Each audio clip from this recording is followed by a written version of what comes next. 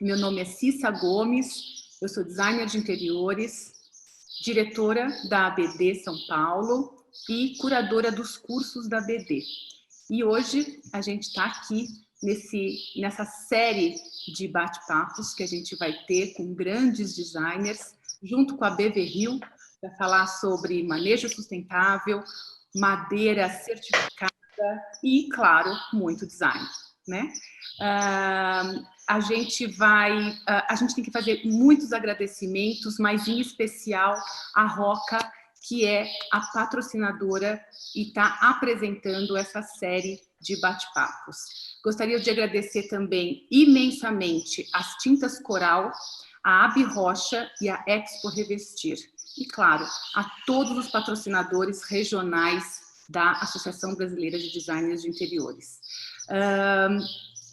Como a Roca é a nossa madrinha aí, né, a grande apresentadora dessa série de bate-papos, a gente vai pedir para vocês assistirem a um vídeo muito lindo da Roca preparou para vocês para esse ano, tá bom? Vamos lá, Rô.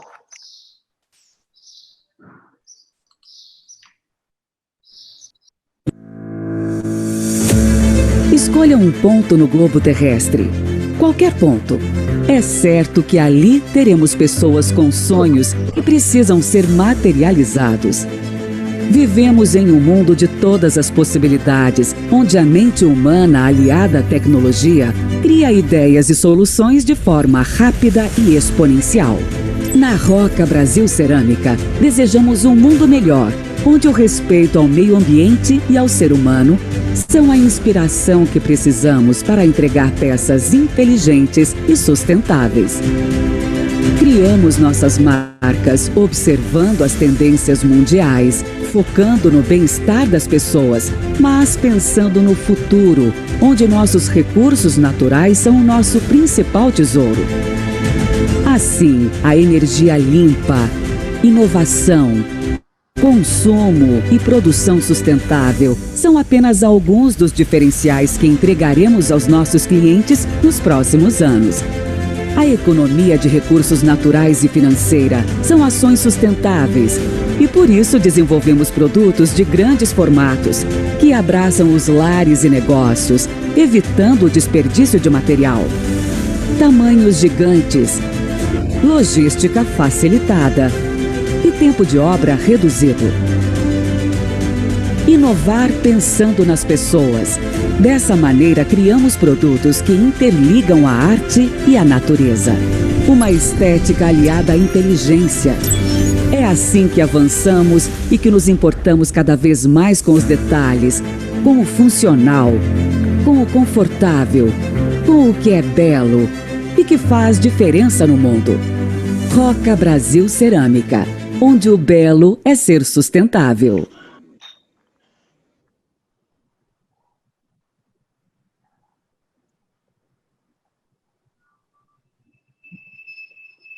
Deixa eu desmutar.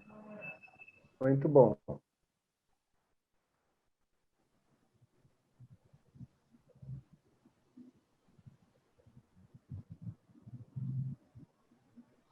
Cissa, seu áudio está fechado.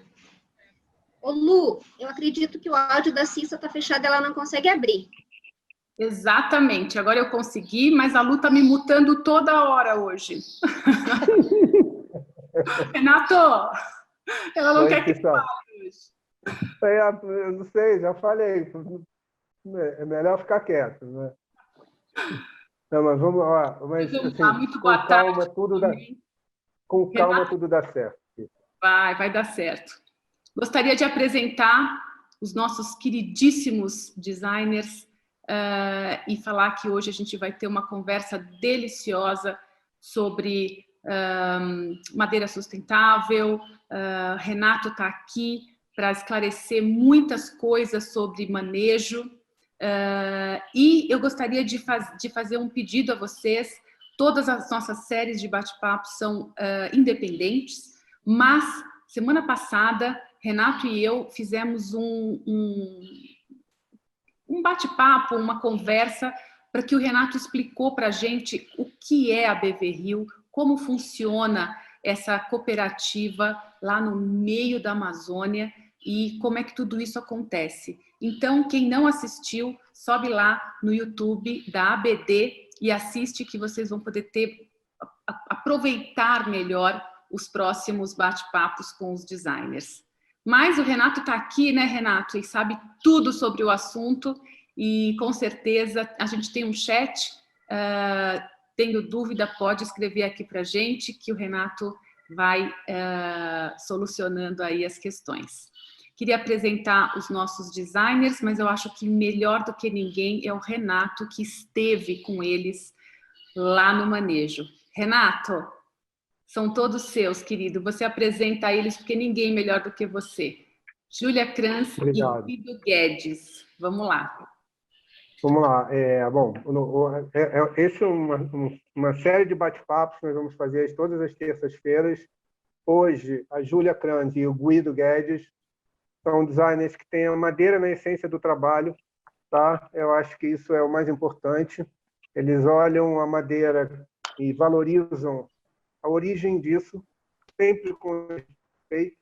Então, por isso, esse DNA, ele fez com que fosse possível esse projeto ir adiante, essa iniciativa Design Madeira Sustentável, com a visita deles lá na floresta, com a imersão junto aos ribeirinhos, passando um pouco da técnica que eles têm, né, que é muita, e recebendo a técnica dos ribeirinhos também, que é esse treinamento reverso, essa troca de conhecimento, e eles levam da cidade, né, da correria, mas que eles recebem da pessoal da floresta, que é um olhar completamente diferente do tempo, da madeira, de como fazer, do resultado. Isso, assim, é importantíssimo.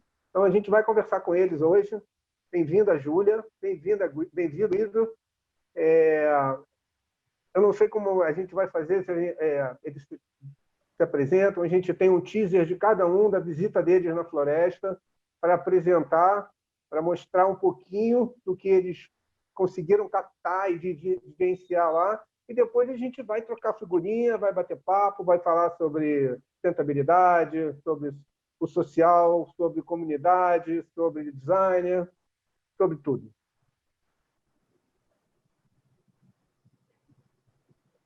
Tem áudio, hein?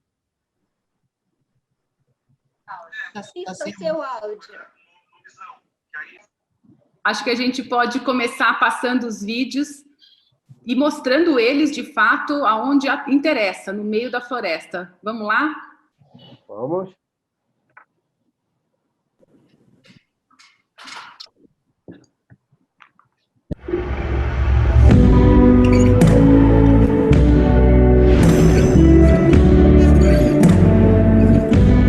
O meu trabalho com madeira certificada sempre é quase uma premissa, assim. Claro que tem madeiras que a gente não consegue ter acesso aqui, né, de madeiras certificadas, porque ainda é uma coisa que ainda está se desenvolvendo no Brasil, eu acho.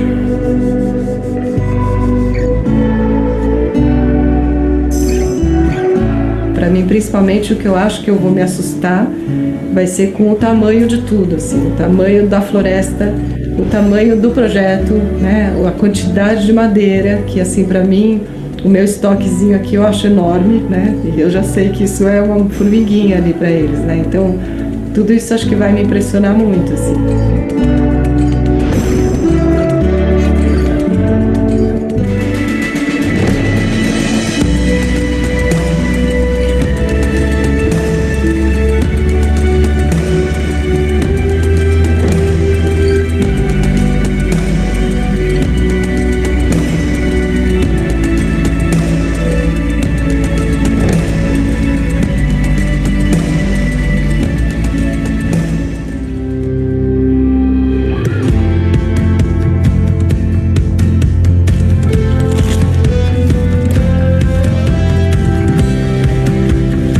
A gente tem as guias para fazer. Essa guia é a guia que a gente vai usar para fazer os furos.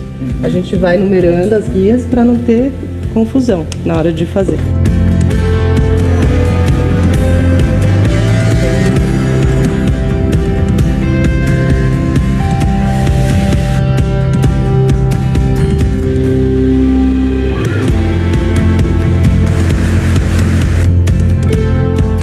tá andando bem. O projeto está indo bem acima da minha expectativa até.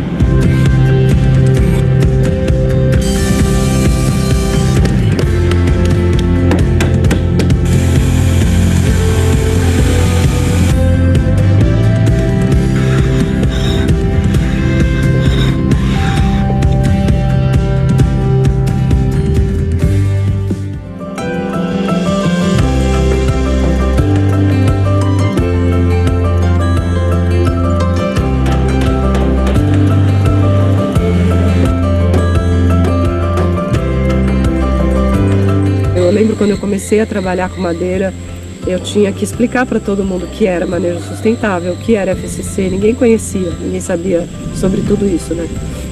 Hoje eu já percebo que as pessoas entendem um pouco mais, tem mais gente que sabe o que quer dizer isso e que vai atrás de produtos assim. E poder desenvolver um trabalho junto com uma comunidade, junto com pessoas daqui, fazer com que eles também possam crescer e que a gente dessa parceria possa crescer juntos, para mim é muito legal.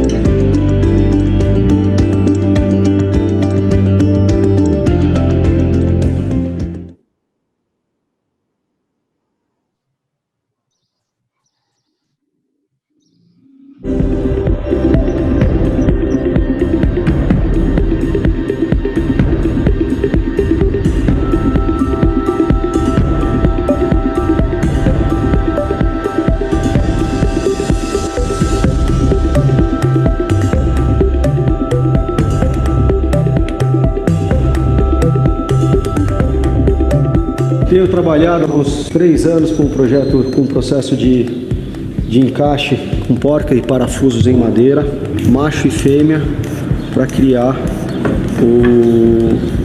a construção do mobiliário. Quando eu tenho uma comunidade, um trabalho de trabalhar com madeiras certificadas, isso para mim é fundamental. A expectativa de trabalhar lá e trazer os móveis para cá, esperar um tempo, ver se vai ocorrer justamente essa movimentação de questão de umidade e variáveis que a madeira possa ter.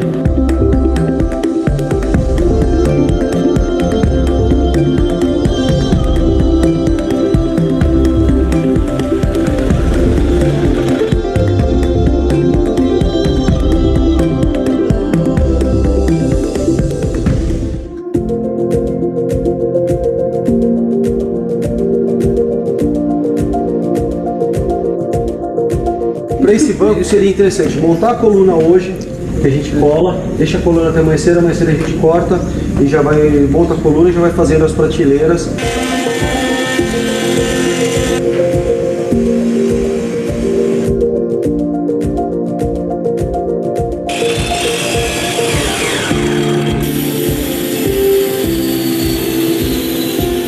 Uma chave criada para nossos futuros projetos aí, com uma sobra de Murakatiara que não tinha função.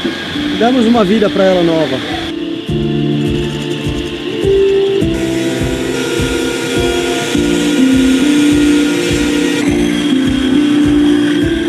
Estão sendo 2 dias intensos de atividades aí, desenvolvendo os projetos, executando as obras que eu trouxe, e vejo que os resultados estão saindo, muito melhores do que eu imaginava. Então, de parabéns.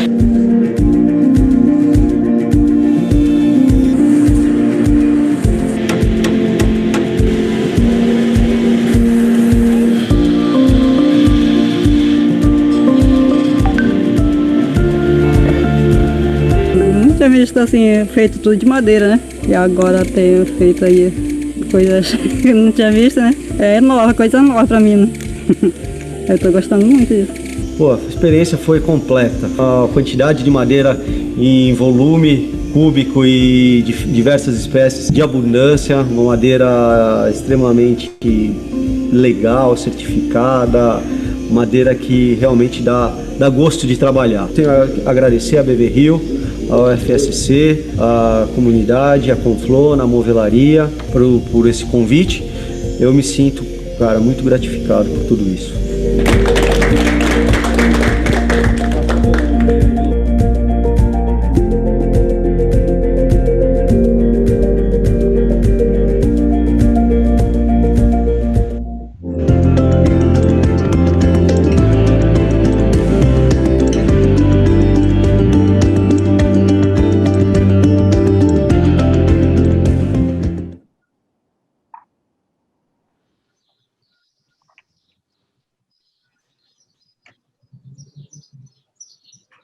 Muito bom, muito bom. Que delícia reviver aí, né, Renato, né, Júlia, Guido, vocês lá, muito bom, a energia é sensacional, lugar divino, lindíssimo. Renato, posso fazer uma pergunta para a Júlia? Por favor. Júlia, vendo o seu teaser lá, você falou que o seu estoque de madeira dentro do ateliê vira quase que uma formiguinha perto daquela imensidão de quantidade e de qualidade, né? De quantidade de espécies, de variedades de espécies.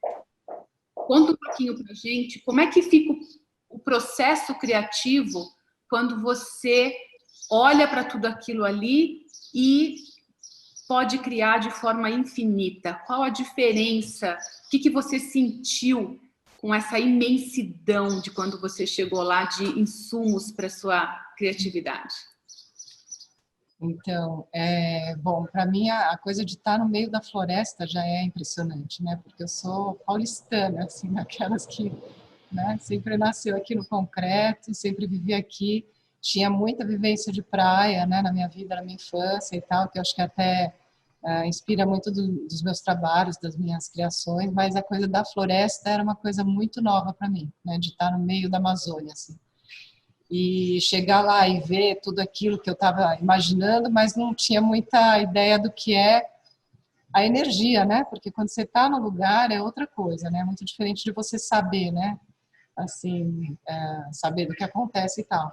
Então é incrível. Acho que assim a coisa, eu adoraria ter podido ficar mais tempo, mais dias lá, porque aí eu acho que ia ser um turbilhão de coisas acontecendo ali comigo e com as pessoas de lá, porque o pessoal de lá é impressionante, assim, né? Eu fiquei realmente emocionada com a forma como eles trabalham, né? A madeira, como eles trabalham com... Eles têm uma marcenaria até bem montada, muito melhor montada do que eu imaginava, né? Para estar no meio da floresta. Mas claro que tem muitas faltas, porque justamente, né? O acesso é difícil.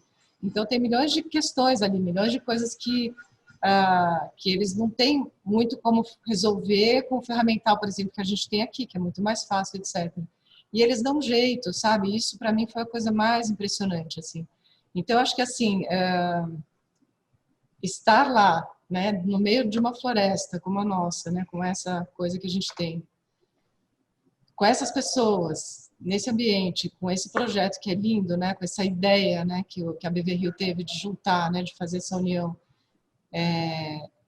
Não sei, assim, eu acho que assim, para eu criar ali, quer dizer, eu não cheguei a criar ali, né, eu levei um projeto pronto e a gente, mas assim, era tanta coisa, tanto alimento ali que eu fui recebendo, que se eu tivesse mais uns 3 dias, acho que eu ia criar mais umas 15 peças ali com eles, porque é lindo, assim, lindo, né? Tudo que eles foram me ensinando, tudo que eu pude vivenciar ali, de tudo, assim, sabe? Não foi só a marcenaria, a técnica, as coisas que eles me mostraram, até de como eles resolvem questões, né? Quando não tem um ferramental, eles são super criativos, assim. Mas não é só isso, eu acho que tudo, sabe? Cada coisa que a gente viveu lá, aquela tempestade que teve num dia ali, que foi uma coisa louca, de repente o sol abre de novo, é tudo muito intenso, né? Então, isso dá chance para a gente viajar, né? Acho que o Guido deve sentir a mesma coisa, assim, deve ter sentido, porque é incrível, assim, é uma vivência muito forte, sabe? Que fica, assim, quando eu voltei, era como se eu tivesse passado 40 dias, assim, fora, sabe? no mundo, assim, um outro mundo para mim, né? Foi muito intenso, assim, muito lindo. Não sei se eu respondi, mas mais ou menos. Sim, com certeza. E daqui a pouquinho a gente vai falar sobre isso, né? Semana passada o Marcelo Rosenbaum estava aqui conosco na BD, no Diálogos com a BD, e ele comentou que toda a criatividade na sua origem, ela é absolutamente intuitiva. Então, é isso que você falou, né? Talvez ele não tenha o ferramental, e por isso eu te perguntei como fica o seu processo criativo, naquela imensidão, porque a gente sabe que é um lugar particular e que fomenta, de fato, você ter 1000 possibilidades, mas com talvez muitos bloqueios, né? Por conta da distância, do ferramental, etc. E daqui a pouco eu vou voltar com você para te perguntar a sua, digamos, no sentido bom da palavra, ousadia de levar uma técnica tão primorosa para que eles pudessem desenvolver lá e ferramental também, né? Depois a gente volta. Renato? Oi. E aí? Não, eu queria, assim, tinha um tempo que eu não assistia o teaser da Júlia, né? Quer dizer, tem um tempo que eu não assisto os teasers individuais. Ela fala, porque nós tivemos o cuidado de gravar antes de ir no ateliê deles, né, de cada designer, onde eles trabalham, tentar captar a ansiedade e qual era a expectativa deles, e depois, obviamente, de conversar com eles lá, no final de 2, 3 dias, de tentar tirar o que eles perceberam. E muitas vezes eles não percebem no dia, eles só vão perceber uma semana, 2 semanas depois, aquilo que você precisa. É muito, como disse a Júlia, é muita informação, né? E ela começa na fala dela falando, não, porque o meu estoque de madeira aqui, que para mim é muito, para eles deve ser uma formiguinha. Ela, quando está dando a entrevista dela, ela está sentada em cima de um resíduo, que é um galho gigante de madeira, e se pegar esse galho e enterrar ele todo, talvez dê o estoque que ela tinha guardado ali no ateliê dela, que eu vi que assim, ela não tem um espaço muito grande, ela é muito bem organizado lá. Mas talvez aquele pedaço ali já fosse o que ela acha o estoque dela, sabe? E ela estava sentada em cima de um resíduo. Então, isso talvez tenha passado despercebido, mas eu, como participei de tudo e agora, assim, vendo, né, ouvindo de novo, toda vez que você vê, você percebe uma coisa nova. Então, assim, é impressionante. Isso que a Júlia falou, a solução que eles dão para o que eles não têm acesso à ferramenta sofisticada zero. E eles dão uma solução como eles deram sempre a vida deles inteira dentro da floresta. E eles trazem isso para dentro do ambiente de trabalho, para resolver um problema. Então, não tem como resolver uma serra em curva, vai com a serra reta, vai fazendo assim e sai a coisa com a curva. Isso a gente viu na ferramenta que o Guido mostra ali. Aquilo era um resto de madeira e virou uma chave de fenda. Uma chave de boca, na verdade, né? Não uma chave de fenda. Então, é isso. Muito legal. Assim, sem palavras. Guido, tudo bem? Olá, Cissa, tudo bem? Querido, o seu design, na minha opinião, você me corrija se eu estiver errada. Sim. Ele é muito afetivo. Muito obrigado, primeiro de tudo. Me dá a sensação que ele traduz assim, uma afetividade, uma coisa que vem de família. Conta um pouquinho pra gente como é que foi você fazer aquele banquinho para sua filha lá e que você levou. Conta um pouco essa história pra gente. Então, tem um tal de um banquinho lá que ajuda a ir ao banheiro, não tem uma história assim? Sim, um dos projetos, com o convite que o Renato fez para participar desse projeto, eu pensei em o que levar em projetos para se trabalhar em 2 dias de visita. Eu fiquei um pouco na dúvida de como que a gente vai processar esse trabalho, o que a gente vai conseguir concluir as obras, né? Porque passar a técnica foi um período muito rápido, sabe? Porque quando eu tive a experiência de chegar e até a movelaria, foi um susto, porque é um ambiente que, se me desse uma oportunidade e não tivesse os meus laços aqui de família, eu ia levar minha barraca e ia falar, ó, eu vou dormir aí agora, vou ficar uns 2 meses e ninguém me tira daqui. Porque as relações humanas, a criatividade, o trabalho, eu gosto muito da expressão trabalhar a 4 mãos, que é a ideia de criar e a ideia do executar com a ajuda que nós temos dos próximos. E eu tive a oportunidade de levar um banco, que eu chamo Banco de Constipação, que é um mobiliário bonito, pequeno e de extrema funcionalidade. Eu trago muito das minhas necessidades, das necessidades das pessoas próximas, a ideia do criar, a ideia do trazer a possibilidade de lançar produtos que possam ser úteis e a delícia de ser feito de madeira, de ser feito de uma matéria-prima que eu costumo dizer que bem cuidada, ela vai passar gerações. Vão ser móveis para serem transmitidos para filhos, para netos, para bisnetos e assim vai.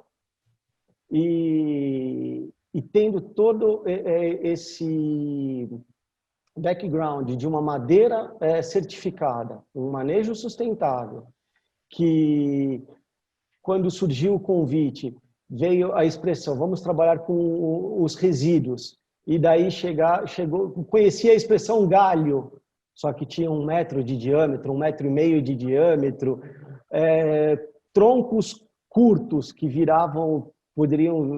podem virar diversas obras lindas, e a possibilidade de compartilhar técnicas, porque você chega numa marcenaria no meio da floresta e é recebido com uma relação de carinho, de afeto pelas pessoas que estão querendo saber, e aí, o que a gente vai fazer? Estamos prontos? Estão todos eles sempre com a expectativa de aprender, e a velocidade que aprendem foi uma das minhas surpresas, porque foi muito, sabe, foi muito gostoso passar a transmitir um pouco do meu conhecimento, no qual eles recebem e dão novas ideias. Então, eu acho que eu te respondi. Não sei se eu me perdi, porque de uma forma ou de outra, eu me emocionei de rever o teaser do vídeo,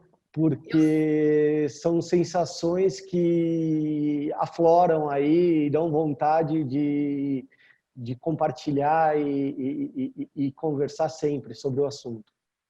Você sabe, Guido, que sempre que eu vejo os vídeos da floresta, que são alguns, né? Sempre falo para o Renato, Renato, através da tela a gente sente uma coisa diferente, uma coisa sensacional. A gente passou semana passada um vídeo que todos que estavam aqui conosco ficaram absolutamente emocionados. É de fato muito emocionante. Eu vou aproveitar o gancho aí da sua resposta e vou fazer uma pergunta aqui do Gabriel, que gostaria de perguntar para os dois, para a Júlia e para o Guido, se eles perceberam alguma diferença no resultado final das peças que eles produziram lá, das peças que eles geralmente produzem aqui. Um toque especial, diferente, uma influência da região, da experiência, essas coisas. Você levando a técnica, você diz que eles aprendem muito rápido, mas você sente muita diferença? O que tem de diferente de fazer lá e produzir aqui?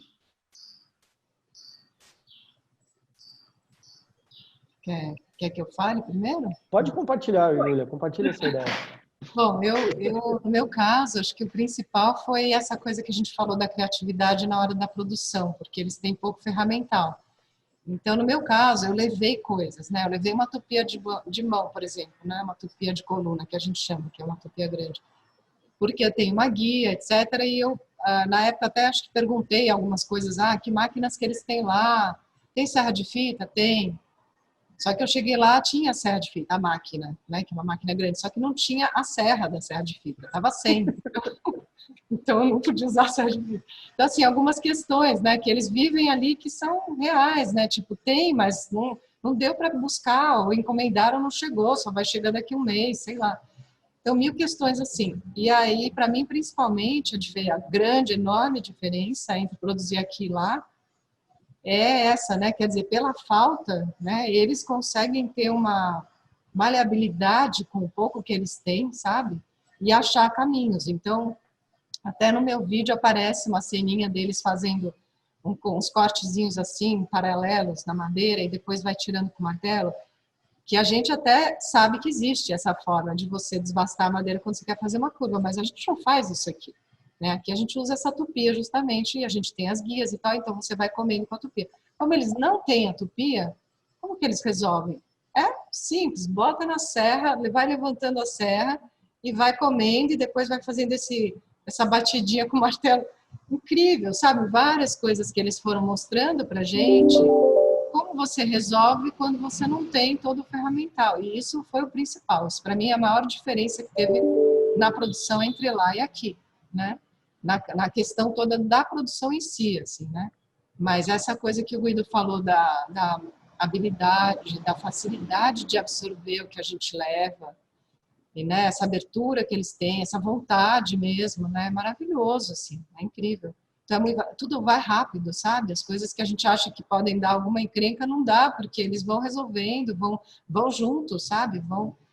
É muito lindo, assim. Então, eles discutem, né, Júlia? Eles quando tem que dar a solução, e se um está tentando dar e ele não conhece realmente total a solução, mas tem um outro que tem uma outra experiência, que é de outra comunidade, que já fez alguma coisa parecida, e ele vem com a solução e os dois juntos vão e resolvem, né? Então, assim, esse que você está falando, essa energia cooperativa é impressionante, né?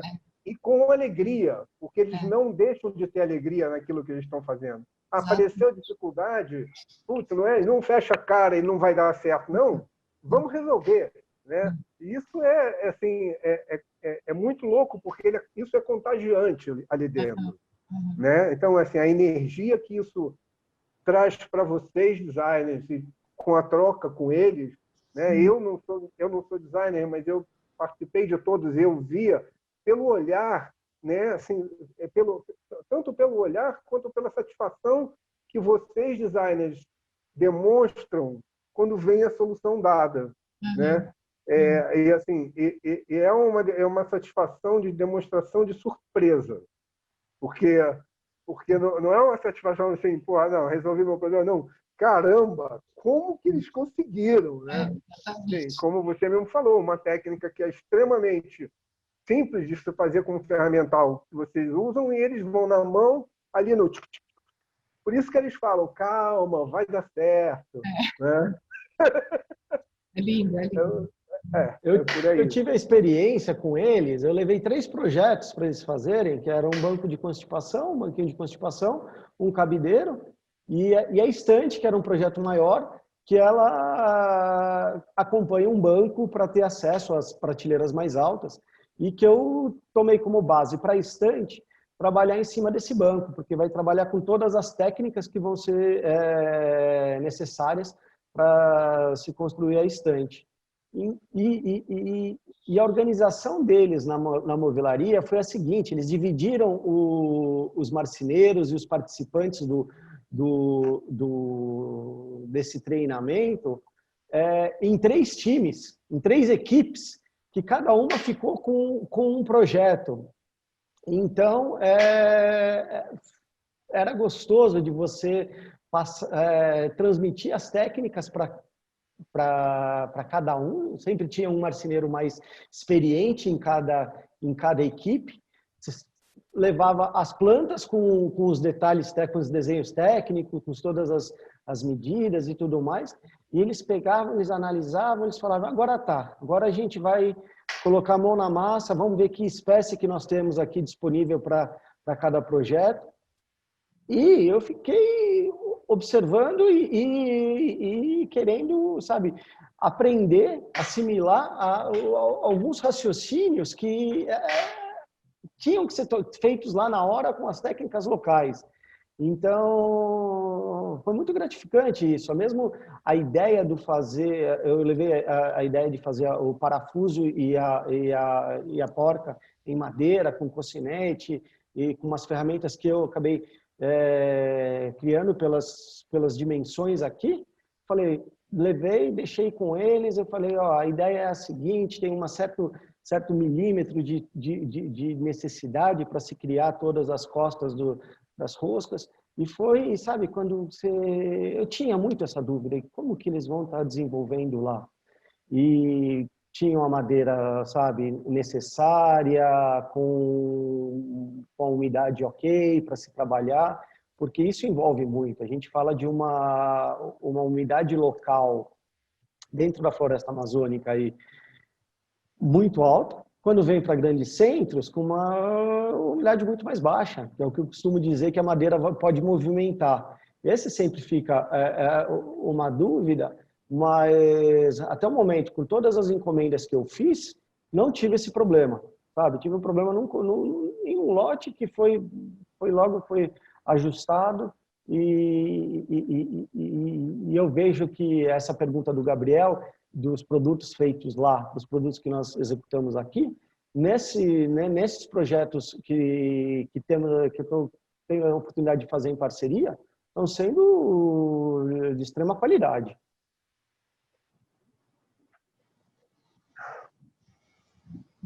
Isso.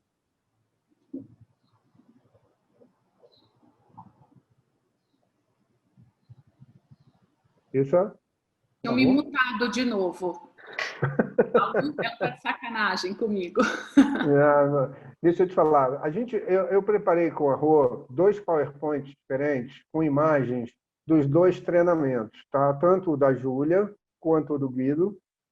O do Guido tem lá os projetos que ele foi fazendo, os processos, para mostrar talvez mais estaticamente o que cada um fez. A hora que você quiser entrar por esse caminho para a gente falar um pouquinho de cada um, a gente fica à vontade.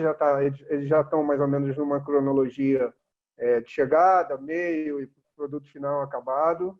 E aí a Júlia pode explicar um pouquinho mais da técnica que ela levou, que ela foi beneficiada porque ela foi a última, o Guido, se eu não me engano, foi o 5º designer. Então, os 2, quando chegaram, já haviam passado vários outros com outras técnicas. Então, eles já tiveram algumas facilidades, pode-se dizer assim, de conhecimento passado.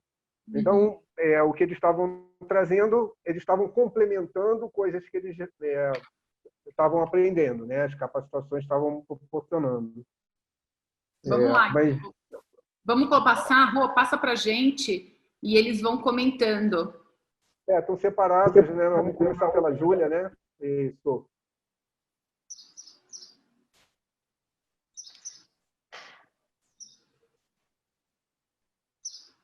Vocês querem que eu fale alguma coisa sobre essas imagens?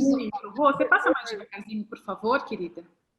Ô, Júlia, é só para você ir contando mais ou menos o processo criativo e o processo produtivo que você levou, como você foi passando, para quem tá assistindo poder entender, né? Assim, primeiro a dificuldade que você tinha e a solução que você foi vendo, como aquilo tudo que você falou. Tá bom. Julia, desculpa te interromper, já te interrompendo. Pegando a carona aí com o Renato, tem muita gente com curiosidade de saber como é que você chegou a entrar em contato, como é que foi? Como é que você chegou até a Beverrio e como é que você criou a peça aqui para depois levar lá? Como é que foi isso? Bom, então, em vez de falar das imagens, eu falo dessa... Eu posso responder, né? Depois, na sequência, as imagens. Como é que foi chegar lá, né? Tá. Bom, eu não me lembro direito como é que eu acho que a Beverrio é que veio a mim, né? Que eu me lembro foi isso, né? Foi. Na verdade, Cissa, é assim, a gente construiu um cronograma de designers e, assim, primeiro tinha o Carlos, o Fernando, o Paulo, o Léo. Eu falei assim, gente, mas precisa ter designers mulheres também, não é um projeto machista, né? E aí, assim, eu comecei a pesquisar para ver quem é que trabalhava com madeira, quem as mulheres que trabalhavam com madeira, que eu poderia estar convidando para ir. E o Fernando Mendes falou da Júlia, eu fui olhar o trabalho dela, putz, eu fiquei encantado com o que eu vi. E a partir daí, obviamente, a gente criou uma agenda e eu a convidei e ela, graças a Deus, aceitou, né? Então, assim, ela chegou lá dessa forma. Agora... Porque tem muita gente me perguntando, mas Cissa, se eu quiser ser como a Júlia, como é que eu faço para ir para lá, para levar a minha peça e fazer o que ela fez? Porque tem pessoas que estão super motivadas por esse precedente, Júlia, que você criou, né, de ir para lá. Eu tenho muita gente me perguntando, Cissa, como é que é isso? Ela levou uma peça, ela criou a peça aqui. Então, as pessoas podem chegar até o Renato também, né, Renato? Se a montanha não vai até Maomé, Maomé vai até a montanha. Eu posso falar aqui, como chega, renato.castrosantos@bvrio.org. É o e-mail institucional, tá? É renato.castrosantos@bvrio.org. Aí a gente combina, direciona e encaminha e faz como tem que fazer. Maravilha. E agora sim, Julia, você chegando lá, você levou... Então, o projeto, na verdade, quando o Renato me convidou, eu comecei aqui a quebrar a cabeça, acho que eu fiz uns 10 projetos, mais ou menos, ou 12, sei lá. Eu fiquei desenhando milhões de coisas, porque, na verdade, assim, eu tenho um trabalho, que é esse trabalho que você até falou, meio design art, que é verdade, porque é meio entre escultura e não é bem utilitário, assim, né? Quer dizer, você pode usar, mas ele, né, ele tem essa característica de ser meio mais para escultura e tal. E de primeira eu falei assim, bom, como é que eu vou fazer para fazer essa transposição desse trabalho que eu faço, que é com a madeira laminada, para madeira maciça e para um trabalho com eles lá, né, que vai envolver uma série de ferramentas, uma série de coisas que eu nem sabia se eles iam ter lá, etc. Mas aí eu fui mudando de ideia. Eu falei, não, eu vou para a minha outra linha de produção, que é essa linha dos móveis mais utilitários, com encaixe, etc., né? E aí, assim, também dentro dessa linha, também fiz, acho que devo ter feito uns 4 ou 5 projetos para tentar simplificar, porque eu tenho uma mania de complicar as coisas na vida, sabe? Então, nada meu é fácil e simples de fazer. Tudo fica meio difícil, meio complicado.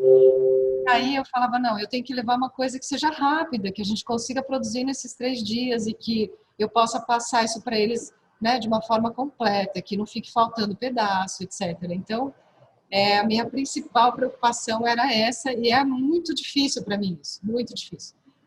Chegar numa coisa assim, nesse nível, né, que não vai demorar 3 semanas para fazer. Então, no final, cheguei nesse projeto, a gente fez aqui a peça, né, para poder testar e ver, bom, vamos ver quanto tempo a gente leva aqui para ver se é factível, se dá para a gente passar isso para eles e tal. E aí, dentro desse projeto, a gente desenvolveu as guias, que são todas essas coisas aí de MDF que aparecem nas imagens, né? São várias guias que a gente usa para produção. Quando eu faço aqui peças de encaixe, e mais ou menos em série, né? Porque eu nunca faço lotes grandes de peça aqui, né, no meu ateliê. A gente só algumas peças que são tipo as cadeiras, né, esse mobiliário mais que a gente até acaba fazendo às vezes um lote de 12 peças ou um lote de 20 peças. E para que elas fiquem idênticas nesse caso, a gente usa essas guias. E também para facilitar a produção. Então são guias para usar, por exemplo, essa tupia que eu falo que é a tupia de coluna, né, que para fazer curva de assento, por exemplo, curva de encosto.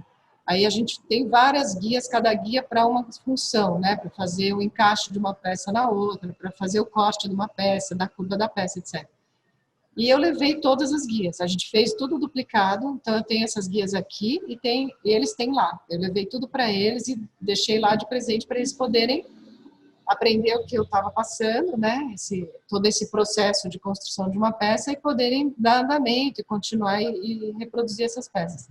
Então, isso que aparece nas fotos é isso, né? A gente levou Nossa, eu até fiquei preocupada com esse transporte, né? Com a coisa do avião, se ia poder entrar, se na bagagem, se ia ter que pagar extra, como é que ia ser. No final, funcionou, deu certo, a gente levou tudo isso para lá.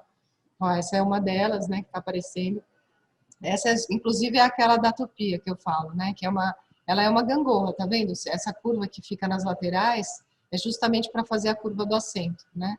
Ela é uma gangorrinha que você coloca a tupia ali em cima e você vai andando com a tupia tipo uma gangorra mesmo e vai comendo a madeira. E aí eu levei essas guias todas para lá e esse Banco Cariri, daí o banco tem esse nome também por uma história anterior que eu vivi, que eu fui fazer uma viagem no sertão do Cariri paraibano, um pouco antes dessa viagem da Bebê Rio, né, com o Renato, e eu estava muito movida por tudo que eu vi no sertão do Cariri. E aí essa peça, esse banco, ele veio, né, a criação dele veio da história que eu vivi lá, né, do que eu vi, né, da paisagem, das cabras, principalmente. Então, o Banco Cariri tem muito a ver com aquela curvinha da coluna da cabra, sabe? Então, tem um pouco a ver com isso que eu vivi lá, né, com essas coisas que eu vivenciei, com a emoção de estar no Cariri, de conhecer as pessoas que, até de uma certa forma, tem alguma relação com essas pessoas que eu conheci na Amazônia, né? Assim, uma coisa linda dentro, genuína, linda, brasileira, que a gente tem aqui no Brasil, que é maravilhosa, né? E que eu senti muito na Paraíba e senti de novo lá no Pará, né? Que foi maravilhoso. Então, eu acho que, assim, foi um projeto muito, para mim, muito emocional, assim, né? Muito a ver com vivências que eu tive, que me tocaram muito, e eu achei muito bom ter levado esse projeto para lá. É claro que ele, no final da história, eu percebi que era muito complexo, de novo, né? Não era um projeto tão simples como eu achei que ia ser. E aí, então, mas mesmo assim, com todas as dificuldades, com tudo que a gente ficou, né, teve que passar para eles, tem muitos ângulos, né? Tem muito corte, muitas coisas complicadas de resolver, mas eles deram super conta, assim, né? Isso foi muito surpreendente, eu achei, apesar da dificuldade do projeto em si, né? E acho que era isso, não sei. Aí, assim, daí aparecem as imagens da gente confeccionando. Eu fui passando para eles, eu levei um assistente meu, que é o Lucas, que, na verdade, ele é quase parceiro de criação aqui. Ele é parceiro de criação, porque, na verdade, eu desenho as peças e ele é a pessoa que destrincha tudo na oficina para mim. Então, ele, que é esse japonesinho que está aparecendo aí na imagem. O Lucas é um cara que tem uma criatividade funcional que é impressionante, assim, né? Ele é um cara que resolve todas as maluquices que eu invento, assim, ele dá um jeito de resolver. E é impressionante, assim, uma capacidade louca de resolver problemas, de achar caminhos, de, né, trazer soluções e de desenvolver essas guias todas, que isso, na verdade, a gente aprendeu, tanto eu quanto ele, com Morito Ebini, que é um mestre marceneiro aqui perto de Campos do Jordão, né? Que é um cara incrível e que passou todo esse ensinamento para mim. E depois, agora mais recente, o Lucas também conheceu o Morito, ficou um período lá com ele, depois a gente fez juntos um curso com o Morito, eu e ele, quando ele já estava aqui comigo. E aí a gente, então, levou tudo isso que a gente aprendeu com o Morito, a gente levou para eles, porque a gente achou que era um conhecimento incrível que seria muito bacana eles terem acesso a essa forma de produzir um móvel, né? E aí a gente levou isso para lá. Então foi uma coisa assim. Então aí essa parte aqui, que é tudo esse cortadinho, isso é a invenção deles. Quer dizer, invenção. É uma coisa que a gente já sabe que existe, né? A gente já sabia que isso acontece, né? Quando você não tem o ferramental. Mas isso é o que eles fizeram, foi a solução que eles deram para a falta da tupia, né? Porque eles não têm a tupia ainda. Não sei se agora tem, né? Quando eu fui não tinha. Não tem. Continua não tendo, então. Continua não tendo. E aí, assim, essa é a solução que eles deram, que você faz esses cortes na serra de bancada, vai crescendo um pouquinho, né, a altura da serra e vai cortando, seguindo essa linhazinha que está ali Eu estou mostrando aqui na minha tela como se todo mundo estivesse vendo, né, mas essa linhazinha, né, que vocês veem aí embaixo é a guia para você poder ir cortando na altura certa. E depois, com o martelo, vai quebrando esses pedacinhos de madeira. Isso você já tira o grosso da peça, né, do que tem que ser desbastado. E aí depois, no caso deles, sem a tupia, eles daí teriam que fazer lixar, né, lixar ou usar uma plana curva, que eu não sei, ou uma spoke shape, que eu não sei se eles têm lá também, mas para poder fazer esse acabamento, né, a curva ficar legal e tal. No caso, como a gente tinha levado a Utopia, então a gente fez esse primeiro processo na forma deles, que foi muito legal para a gente, para eu aprender, para eu ver isso sendo feito ao vivo, né, que eu achei muito bacana. E depois a gente finalizou com a nossa Utopia, para mostrar para eles como é que se usa a guia com a Utopia, né? Então foi uma coisa bem de ida e volta, sabe? Eles mostraram uma coisa para a gente e a gente mostrou uma coisa para eles. Bom, aí a gente está fazendo, né, já está na parte do encaixe, então a gente está vendo o diâmetro de furo, está vendo essas coisas todas da inclinação para poder encaixar os pés. Essa peça é uma peça que, normalmente, quando eu faço cadeira, banco e tal, além do assento, eu coloco umas travessas nas laterais por baixo, para poder não dar jogo, etc. Essa peça eu não quis fazer isso, justamente porque tinha aquela ideia lá do Cariri, dos banquinhos do sertão, né? Daqueles banquinhos simples, que são uma prancha, uma prancha em geral larga e rusticona de madeira com 4 pés e acabou, e tá ali o banquinho, misturado com esse desenho que remete um pouquinho a coisa da cabra e tal. Então, eu não queria colocar travessas embaixo, e até para simplificar o projeto, simplificar a confecção. E aí a gente bolou um sistema, então tem todo esse sistema de inclinação desses furos, né, para garantir que os pés fiquem com uma certa inclinação, né, para poder dar essa estabilidade na peça e para garantir também que não tem esse molejo, né? Então também esse assento tem que ficar um pouquinho mais largo, mais espesso e tal, tudo para garantir que a estrutura fique boa, né? Então aí a gente está nesse processo e aí o muito legal foi que assim eles queriam realmente participar e a gente queria que eles fizessem a peça, né? Então a gente fez o mínimo, assim, né? Eu e o Lucas, a gente fez, assim, para mostrar, olha, é assim que faz. E depois a gente dava na mão deles, para eles fazerem, né? Porque a ideia era que eles pudessem construir sozinhos, né? Então, a gente ficava junto, acompanhando, mas eles que foram tocando realmente a peça praticamente inteira, eles fizeram, né? Com a gente do lado ali, né? E isso foi muito bacana, assim, achei bem legal. Não sei o que mais que eu posso falar. Não, assim, são esses slides foram feitos justamente para essa tua explicação, né? Para você mostrar para todo mundo que está assistindo o seu processo produtivo lá, o que você pensou, o que você encontrou, o que você conseguiu fazer e o que você deu para eles fazerem e o que eles fizeram e o que eles conseguiram fazer, exatamente isso. A ideia era essa mesmo, Júlia. E aí está exatamente o que você falou, você mostrou como você quer e o mais legal é que, desculpa estar falando isso na sua fala, né? Mas eles pediam para fazer. Isso é assim, sem medo de errar, né? Assim,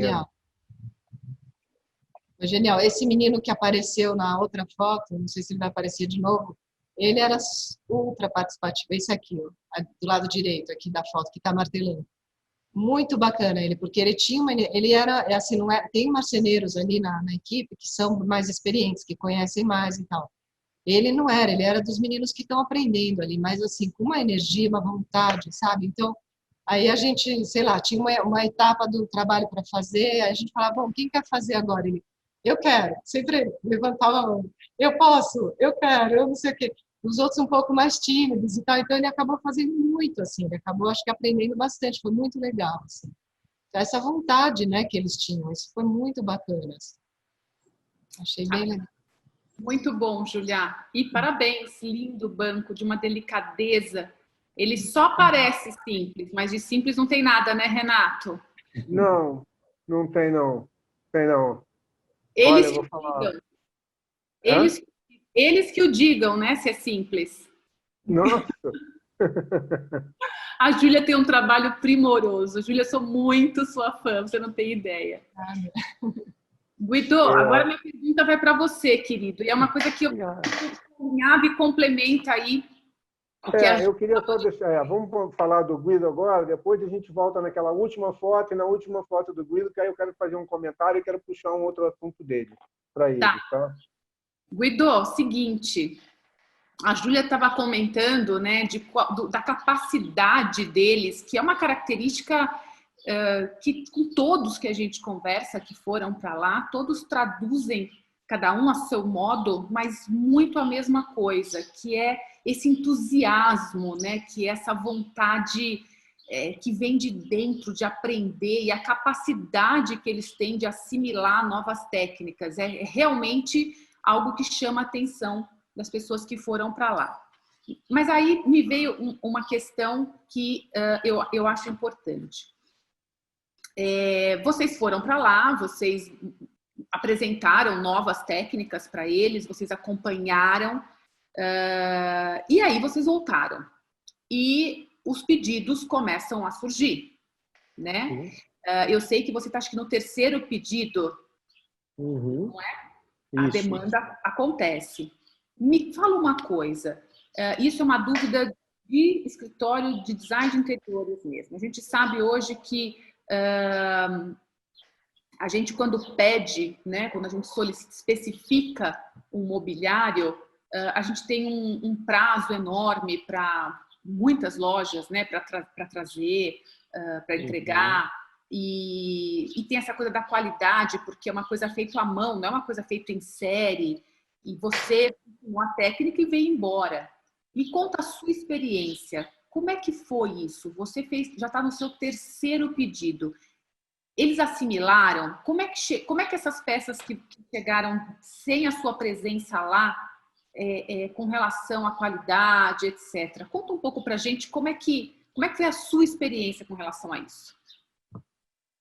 Olha, Cecília, esse foi um dos pontos que eu tinha um pouco de dúvida. Por ser um marceneiro e um designer e marceneiro, me coloco muito no papel do marceneiro, no qual eu assino as minhas peças com o meu nome. Então, eu sempre, no início da minha profissão, eu sempre dizia, todas as peças que saírem do meu ateliê vão ter, se não 100% da minha atenção na execução, mas a minha observação e o meu critério de qualidade. O que eu faço com esses projetos, com esses pedidos que eu tenho com a Conflona, eu faço o projeto, eles vêm para o meu ateliê, eu costumo fazer o acabamento das peças no meu ateliê. Eu gosto de fazer um acabamento com óleo, um acabamento de trabalho impregnante. Nós tivemos a opção, eu fiz o início do meu primeiro pedido, eu trabalhei com acabamento, fui muito aberto com eles, de dizer que acabamento que vocês gostam de fazer com as peças, com o mobiliário que vocês fazem na movelaria. Falaram, a gente costuma fazer com seladora. Então tá, então me faça aí vamos fazer um primeiro pedido com o acabamento de vocês e me mandaram para o meu ateliê, no qual eu analisei peça a peça para saber o que eu vou estar vendendo ou entregando para o meu cliente. Eu tive que fazer, sabe, eu acho que também porque são peças que vão ser transportadas por 3.800 quilômetros, aproximadamente. Se eu estou errado, Renato, é isso, não é? 1.980 quilômetros, 4.000 quilômetros, vai. É um pouco mais. Então eu coloco até Itu, então chegar até Itu vai ser 4.000 quilômetros. E nos outros pedidos, eu escolhi fazer o pedido sem o acabamento, para poder concluir as peças no meu ateliê, no qual eu coloco a minha assinatura, eu checo todas as medidas e tudo mais, como uma ideia de estarmos aí alinhando a nossa relação comercial, sabe? É aquela questão de uma segurança mútua para o que eu vou entregar para o meu cliente. E a ideia que é a principal, que eu tenho trabalhado bastante, que é essa estante, que é um projeto que é autoconstrutivo. Então, o levar ele desmontado para o cliente, eu dou a opção, eu monto e te mostro, ou vai um ajudante que sabe, tem todo o conhecimento para montar, ou você vai estar recebendo um manual e você vai estar recebendo as ferramentas necessárias, todas elas em madeira, para você poder montar. Eu acho que é o gostoso, vira um mobiliário um pouco lúdico. de ter a opção dele montar, ajustar as alturas das prateleiras, das estantes, e até são peças que eu estou desenvolvendo a mais, que agora então, vão chegar aí cadeiras, tanto tamanhos infantis quanto tamanhos adultos, que é com toda essa ideia do lúdico. Então, vamos mostrar resumindo, eu trago esse pedido para meu ateliê e eu dou o checklist final. Ok. Obrigada, Guido. Imagina. Diga, Renato. Não, vamos mostrar a apresentação dele lá, o PowerPointzinho com as imagens do trabalho dele, para ele poder falar um pouquinho do trabalho dele. Na verdade, o Guido teve uma coisa muito legal, nessa primeira foto aí que vai passar agora, não, é a seguinte. Se você olhar em cima da mesa, provavelmente ele levou miniatura de todas as peças que ele fez em tamanho original, ele levou em miniatura, para que as pessoas vissem como elas iam ficar quando acabasse. E isso é de um preciosismo absurdo. Então, Guido, agora é com você. Exato. Aí, nesse caso mesmo, é o banco de constipação, o banquinho de constipação, que a gente está cortando, fazendo o acabamento, finalizando, cortando a cunha, que é o encaixe superior do banco. Tem em cima da mesa, isso. Aí tem todo um resumo das peças que eu levei. O banco maior, que está sustentando todas as outras peças, o banco que acompanha a estante, que é para você ter acesso. Ele é desmontado com as próprias chaves que eles tiveram a oportunidade de fazer. E em cima do banco, do lado esquerdo da tela, tem os parafusos que compõem esse processo de montagem do banco. No meio tem um cabideiro que ele é feito todo ele foi feito a base do cabideiro em Muracatiara e as alças de suporte do cabideiro em IP, que eram madeiras que eles falavam, nossa, essas vão dar certo, essas vão dar. E era justamente, eu levei uma série de espécies que eu acredito que eu via que era possível ser feito as roscas, que eu já tinha trabalhado no meu ateliê, porque a madeira não pode ser muito fibrosa para fazer rosca, ela tem que ter uma fibra mais compacta, que é o caso da Muracatiara, do IP, o Cumaru não aceita muito bem a rosca a macho, a fêmea ele aceita muito bem. Então, tudo isso foi conversado com eles. Aí é um cabideiro, que eles podem estar escolhendo os tamanhos. Aí é o banquinho de constipação. Aí são as peças que eles desenvolveram, que eles fizeram já em um dia de trabalho, já conseguiram pegar uma velocidade na produção, que era uma das minhas dúvidas, mas anterior ao meu workshop com eles, ao meu treinamento, o primeiro que foi o Carlos Mota, que ele fez um super intensivão de torno. Então, a habilidade que eles têm no torno é muito grande. Então, para fazer a base mesmo do parafuso, é necessário o torno. Então, eles já tinham uma velocidade na produção muito grande. Foi só adequar a um tamanho menor. Aí é uma foto que ficou muito bonita, que é a chave e a porca. Aí a própria estante já montada, antes deles me mandarem, eles ficaram todos, do primeiro lote que eu fiz de pedido, eles ficaram todos animados, eles falaram, não, a gente quer montar, eles montaram o estante para me mandar fotos, e então isso daí já foi umas 3 semanas depois que eu já tinha retornado para Itu. Eles concluíram o pedido e me mandaram, aí toda... Pode passar, Pro. Aí toda a precisão deles de quererem estar ajustando o tamanho milimetricamente, conforme eu havia pedido. Essa porca que ele está na mão foi uma das que eu levei daqui como exemplo e ficou lá, sabe? Eu tive justamente uma preocupação de levar maquetes para facilitar o entendimento do todo, do que eles iam estar trabalhando peça a peça. Vou passar aí apresentando que chegou ao ângulo certo, e aí depois é a felicidade geral de uma foto de um trabalho em equipe. Aí a sua estante na MAD, agora você pode falar um pouquinho do banco, que você tem o banco e a estante, né? Isso, que compõe o desenho, o design dessa estante de livros,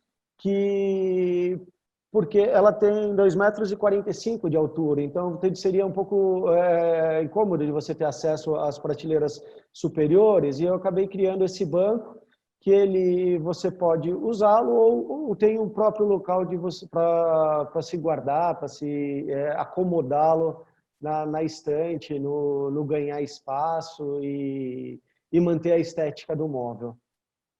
Muito bom. Guido, uma dúvida. Essa estante ela é modular, né? Ela está com 3 módulos aí. Mas Sim. Ela pode ser comercializada separada e ela pode ter mais de 3. Ela pode ter quantos quiser, isso? A ideia é o processo construtivo que dá a opção de se trabalhar. Hoje eu já estou com a movelaria trabalhando em 3 módulos, com 1, 2 e 3 módulos com a linha de produção com eles. Outras medidas podem ser conversadas caso a caso com cada designer, cada cliente, e pode ser feito, uma facilidade de adequar ao espaço de cada projeto. Legal. Guido, me fala um pouquinho de prazo de entrega.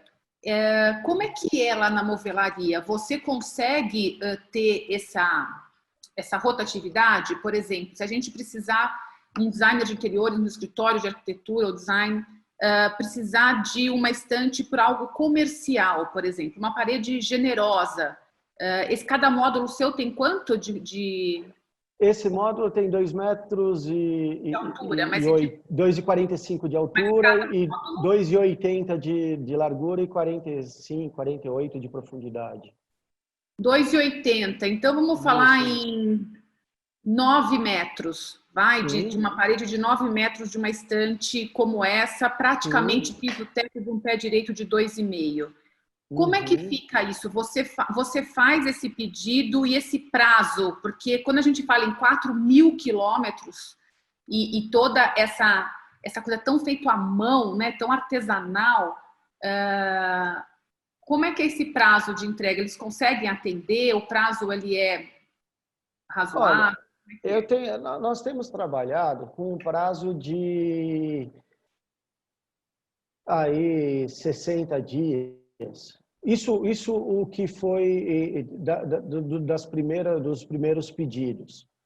Porém, a gente parte de um princípio que eu tenho na marcenaria, que nós vamos estar trabalhando com uma matéria-prima que demorou aí seus 150 anos para ficar prontas. No local, isso tudo é conversa, isso tudo tem que entrar em contato com... Hoje a BBU disponibiliza um engenheiro que está ajudando, auxiliando na movelaria. Isso tudo é necessário saber como que está, o que eles têm de estoque de madeira pronta para se trabalhar. O que eu digo pronta são madeiras secas. Porque se a gente pega uma madeira recém-extraída, sabe, com uma umidade muito alta, eu não tenho... primeiro, eu não vou ter condições de oferecer, porque eu sei que essa madeira ela vai movimentar. Então, tudo a gente vai ter que trabalhar nas condições de que eles têm para nos oferecer de matéria-prima e o prazo aí da dimensão do projeto. Habilidade e uma velocidade para... Quando eu falo 60 dias, porque a gente tem que pensar que 15 dias aí vai ser um prazo que eles pedem da transportadora para estar chegando até aqui.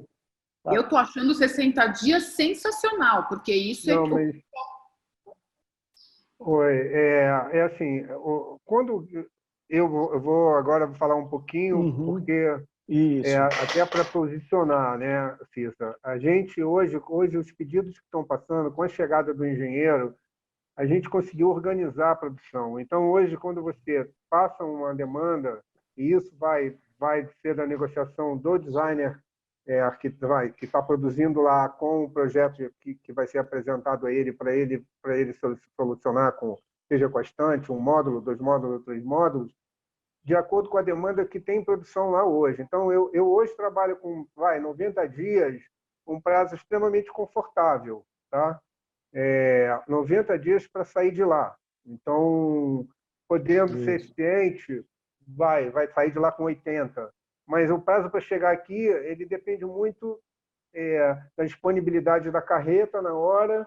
Como é um módulo desmontado, existe uma possibilidade de vir aéreo. Sabe? Você ganha algum tempo, mas você encarece um pouco no frete. Eu estou entrando em assuntos falando pelo Guido, mas é mesmo para dar um esclarecimento. Eu hoje trabalharia com a demanda que a gente já tem lá colocada, com um prazo de 90 dias, de uma maneira extremamente conservadora. Ok. Legal, Renato. Obrigado, viu? Obrigado por estar me atualizando. Não, mas é a minha função. Eu como catalisador, eu tenho que deixar as coisas muito claras, entendeu? Sim. Né? Para nós, designers, isso é muito importante, né? Porque a gente está comprando uma coisa preciosa, uma coisa que foi feita a 4.000 quilômetros daqui, por uma madeira especial, de uma forma especial. Então, assim, a gente tem curiosidade, não é uma coisa habitual, isso que eu quero dizer, não é ir a uma loja, escolher um móvel e pedir um prazo. Eu, particularmente, achei 90 dias sensacional. Eu, particularmente, achei que era muito mais que isso. Eu fiquei bastante satisfeita e acho que essa entrega, ela vem embargada de muitas coisas, não só da distância, mas da forma com que ela é feita lá, né? Tem toda uma história, não é uma coisa... Você, como designer, você tem que entender que é o seguinte, 90 dias do dia que ele começa. Então, se ele tiver na produção dele algumas coisas que vão levar mais 25 dias para ficar pronto, é óbvio que ele vai levar mais 25 dias para começar a fazer o que você está encomendando. Sim. Mas no momento que entra... assim, toda encomenda ela é formalizada, com prazo de entrega, com tudo certinho.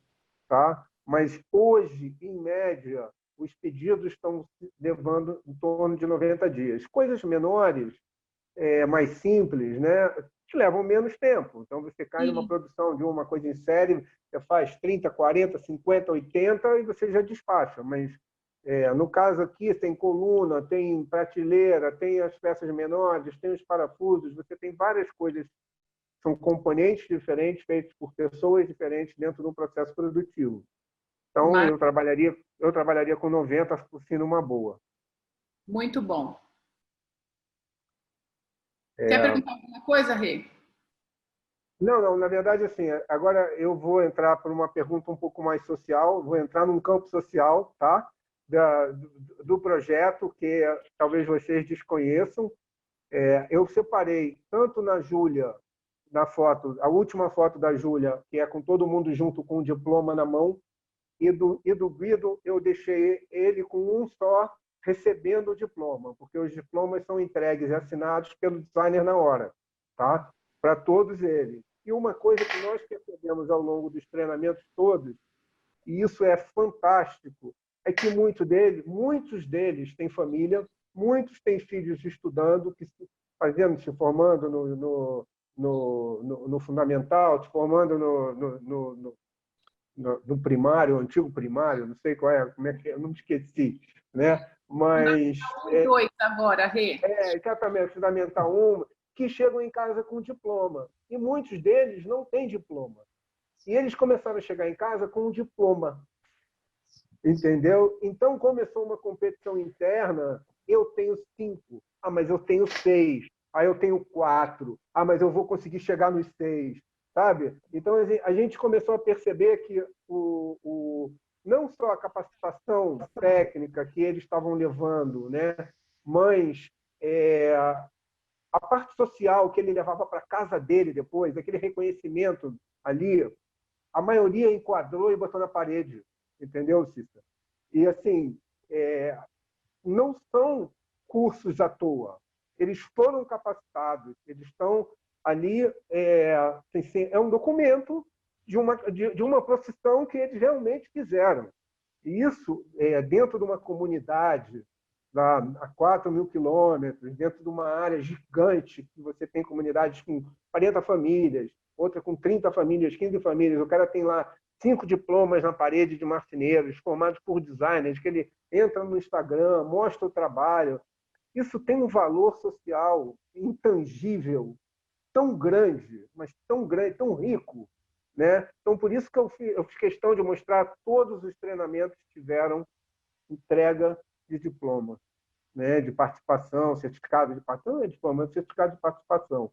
E tanto o Guido quanto a Júlia entregaram um a um para cada moveleiro que participou. Eu queria que eles falassem um pouquinho da cara deles na hora que eles recebiam o diploma, porque isso, só quem passou e quem vive consegue ter esse sentimento, sabe?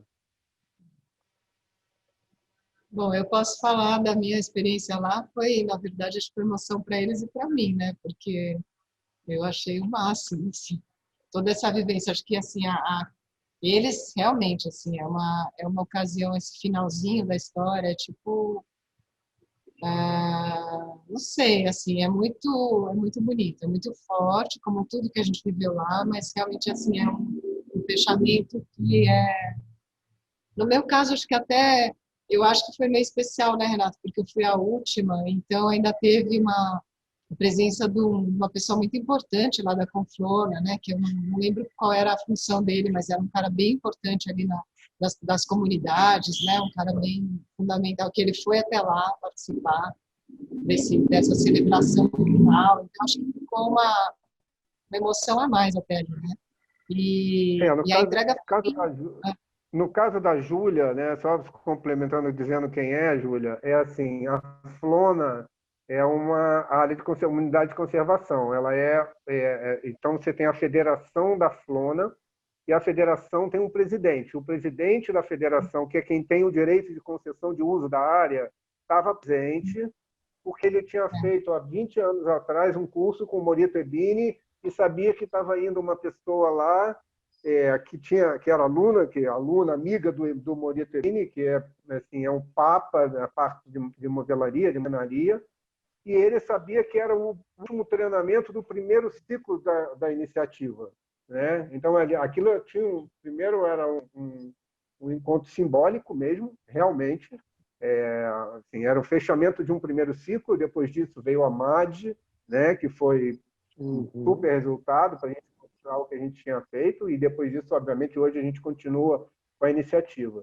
Mas eu queria que a Júlia falasse, continuar. Desculpa te interromper, só te dizendo quem era, né, Júlia? Não, é isso. Mas ela entregou um a um.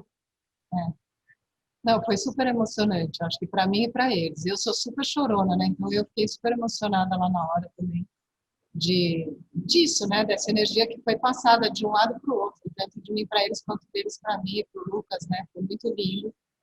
E, assim, sabe uma amizade que em 3 dias, de repente, você se sente amiga de todo mundo, assim, foi uma coisa muito linda. E eu acho que, realmente, essa coisa do diploma para eles é muito forte, sabe? Muito importante. Deu para sentir isso, assim. Então, eu vi esse ritual, eu percebi a importância que tinha esse ritual, que a gente aqui, eu, por exemplo, não dou muita bola para diplomas, assim, que eu recebo, né? Já recebi alguns aí de cursos e tal, mas eu até acho, bom, meu diploma da FAU, da Faculdade de Arquitetura, caiu água, ele está todo detonado. Outro dia eu achei ele aí no meio dos escombros aqui da marcenaria. Falei, gente, olha isso, porque eu não ligo muito, mas eu entendo o valor que isso tem, né, para uma situação como essa, né? Eu acho lindo, acho incrível, achei maravilhoso participar desse ritual e perceber como a gente pode contribuir de alguma forma para isso, né? Para esse acontecimento. Foi muito lindo. Fiquei muito feliz. Eu também percebi a emoção, o participar do curso e concluir. É um momento, uma conclusão que todos eles eram chamados, né? Nós criamos uma roda, foi criada uma roda de conversa e depois o Renato chamava um a um pelos nomes e eram entregues um a um, uma forma muito gostosa. A hora que eles levantavam do banco para receber o diploma, já saíam com um sorriso de orelha a orelha. Sim, uma coisa que quase comemorando. Yes, concluímos. É muito legal, porque também tinha assim, um outro lado. Obrigado, Rô. Tinha um outro lado que, assim, a gente está indo embora, a gente está voltando para a nossa cidade, né? A gente está voltando para a nossa rotina. Mas eles continuam lá, né? Então, assim, ficam... era um encerramento, mas, ao mesmo tempo, graças a Deus, a gente conseguiu mostrar que a gente sempre está voltando e trazendo coisas novas. Os primeiros treinamentos, a gente ainda tinha aquela impressão do cara falava assim, pronto, ele está indo embora, não vai acontecer mais nada, a minha vida vai continuar aqui nessa modelaria, que não tem quase nada para fazer. E à medida que a gente foi voltando, trazendo pedido, deixando encomenda, trazendo outro, ensinando outra técnica, a satisfação ia aumentando deles e deixava de ser uma coisa não triste, porque não existe, ali não tem tristeza, né? É impressionante. Por mais ali tem dificuldades, mas tristeza não tem nenhuma. Mas eles sabiam que aquilo que dali vinha outra coisa melhor mais para frente. Então isso foi muito legal. Eu fiz questão de mostrar isso, assim, de puxar esse lado. E a gente acho que talvez não estivesse nem pensando nisso, mas para mostrar a importância do que a gente está fazendo dentro da comunidade, sabe? De quanto a gente está trazendo de oportunidade através do design, sabe? Então, a gente não está só fazendo um treinamento, uma capacitação, a gente está trazendo oportunidade para a vida de um monte de gente. A gente está trazendo, na verdade, os designers estão, além de ensinar técnicas, ensinar eles a olhar para um móvel com um olhar diferente, ou para um objeto com um olhar diferente, porque é o olhar do designer mesmo. Não é só uma cumbuca que serve para botar uma coisa dentro, é uma cumbuca bem feita, acabada, lixada, com óleo natural, que é para não agredir o que se come. É uma mesa que tem isso, tem esse ângulo para poder ficar assim, para não balançar, para não sei. Então, tem todo um significado por trás que talvez eles não consigam perceber claramente, mas que eles conseguem aplicar.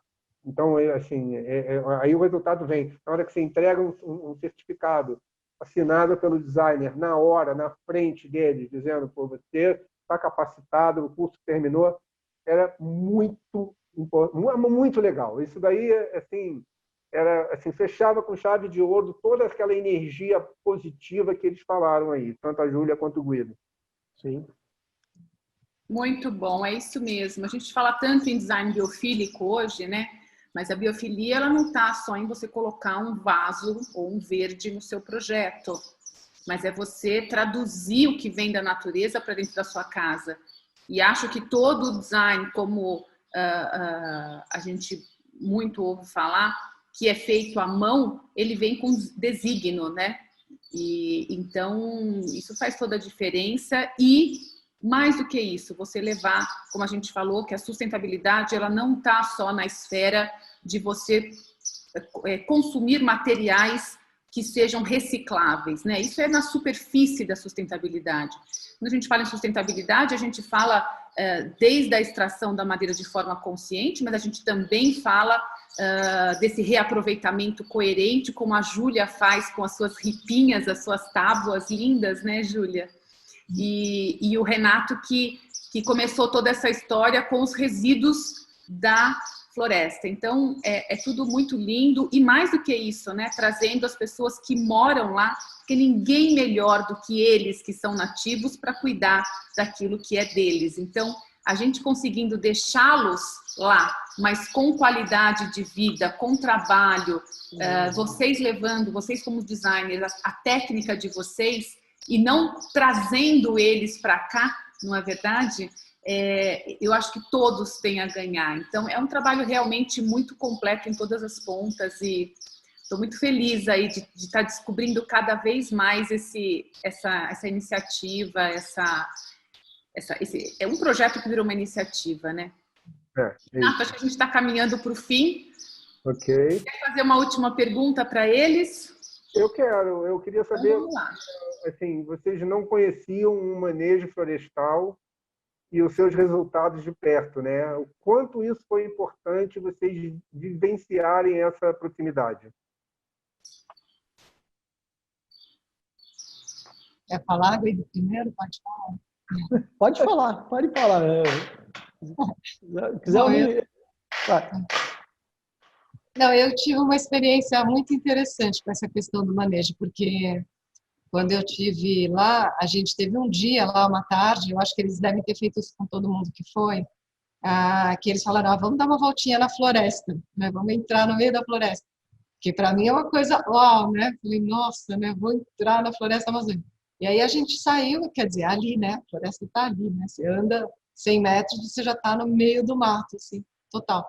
E aí a gente andou com um guia que eu não lembro o nome, porque eu sou horrível de nomes, mas era um cara muito genial, maravilhoso. E ele foi levando a gente na floresta e ele ia mostrando as árvores, ia falando espécie, conhecia tudo, claro, né? E eu daquele jeito babando, né? E ele falando aquelas coisas incríveis, mostrando aqueles cogumelos gigantes presos nos troncos, umas coisas fenomenais, assim, coisa que para mim só no cinema eu já tinha visto. E aí, assim, foi lindo, porque a gente foi passando por uma área da floresta e daí a gente, de repente, a floresta se transformou, assim. Então, tinha uma área que era uma floresta de um jeito e, de repente, ela começou a mudar e ela ficou um pouco diferente. Ela ficou mais densa, na verdade. Ela estava mais esparsa, um pouco mais aberta e, de repente, ficou mais densa. Aí ele falou assim, você sentiu a diferença? Eu falei, claramente, né? Era muito óbvio, assim, parecia que tinha até uma linha divisória, assim. Aí ele falou assim, olha, esse lado de cá é a floresta nativa amazônica. Nunca foi tocado esse pedacinho aqui.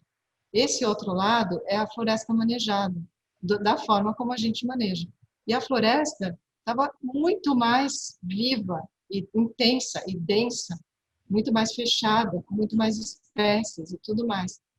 E aí por quê? Porque a floresta nativa, se você imaginar, não que ela não seja saudável, claro que ela é o que ela é a floresta original. Mas aí tem aquelas árvores gigantes que estão ali que tampam o sol, por exemplo, das pequenas que estão nascendo, etc. No manejo, o que eles fazem? Eles fazem toda essa análise, né? Esse mapeamento das árvores para poder ver o que vai ser retirado, o que não pode ser, em que momento, etc. Com isso, eles fazem com que a floresta se renove com uma velocidade maior do que até naturalmente ela se renovaria. Então, dava para sentir assim tão claramente como você manejando a floresta, podendo usar a madeira para fazer tua produção de forma consciente, de forma inteligente, você ainda por cima melhora a floresta. Não é só que você mantém a floresta, ela fica linda, ela fica mais viva ainda, ela fica mais exuberante. Então, foi uma coisa para mim tão chocante de ver, sabe, ver como a gente sabendo cuidar, a gente participa da natureza como a gente deveria, né? Como um outro animal que deveria participar da natureza de forma harmônica, né? De forma que está junto, né? Trabalha junto com a natureza. A gente não faz nada, a gente não é explorador, deixa de ser explorador, né? A gente é parceiro. Isso foi muito claro nessa pequena visitinha que a gente fez ali num pedacinho da floresta amazônica. Foi lindo, assim. Esse era meu depoimento. Obrigado. No meu caso, eu tinha todo o conhecimento do estudo do manejo sustentável, de alguns dos processos como que eram feitos, mas conhecer no local todo o cuidado que eles têm de separação das madeiras, mesmo eu não acompanhei o corte, porque o corte ocorre em outro período, mas toda a documentação da madeira, as chapas, a marcação numérica na madeira, te transmite uma segurança do que você está trabalhando, sabe? Te dá uma ideia de que, olha, aquilo vem daquela localidade, que é um processo que eu sempre tive como, sabe, referência de querer saber a procedência da matéria-prima que eu trabalho. E complemento dizendo que, sabe, esse depoimento que a Júlia deu é realmente muito rico de ver a beleza da natureza sendo cuidada e proporcionando a possibilidade de ter essa matéria-prima aí de toda a segurança legal. É isso.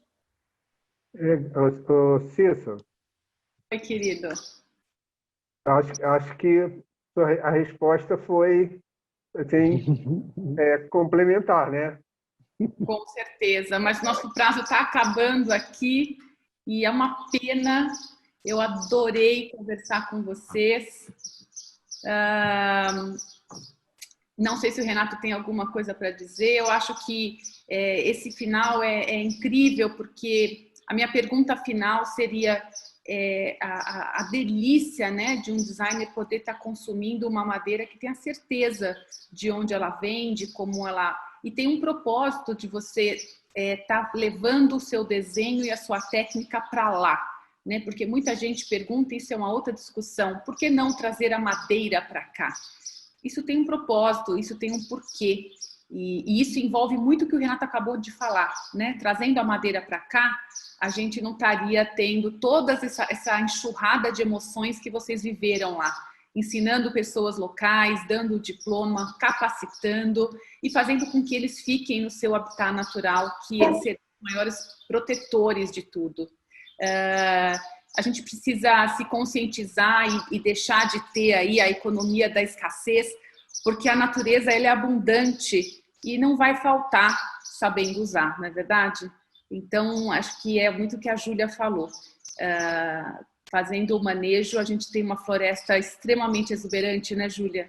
E se desenvolvendo ainda cada vez melhor. E a consequência disso é o que o Guido diz com toda tranquilidade. Consumir uma madeira que você tem certeza da origem, hoje no Brasil, quase que não tem preço, não é verdade? Sim, é verdade. Bom, você vai encerrar, então a gente vai ficar... Na próxima terça-feira a gente tem um outro bate-papo, né? Então, vamos falar de outros assuntos também, mas também com designers. Queria saber se eu posso passar o Instagram do projeto, da iniciativa, para quem quiser seguir. E também que a Júlia e o Guido falassem por onde eles podem ser encontrados, quais os contatos, né? Para levar isso adiante, né? Para não deixar parar. O Instagram da iniciativa é Beverrio Design Madeira Sustentável. Quem estiver assistindo, quiser seguir a gente, vai ser muito bom.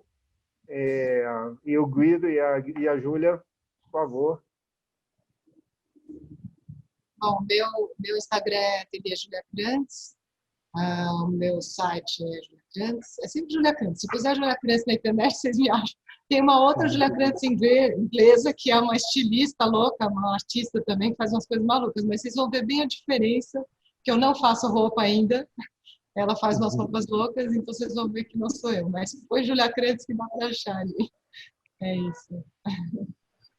O meu contato é o Guido, www.guidoguedes.com.br, esse é meu site, ou meu Instagram é o Guido F. Guedes, e lá tem um pouco da minha história, do meu trabalho. Agradeço a oportunidade. Filha, foi um prazer. Renato, obrigado mais uma vez. E Júlia, valeu. Uma delícia, adorei falar junto com você de todo esse projeto, foi muito gostoso.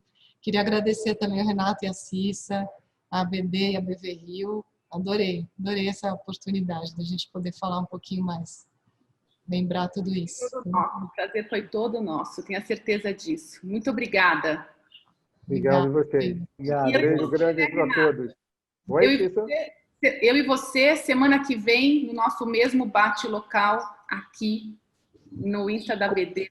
Com calma, tudo dá certo, não é isso? No dia da floresta. Exatamente. Muito obrigada. Boa tarde a todos.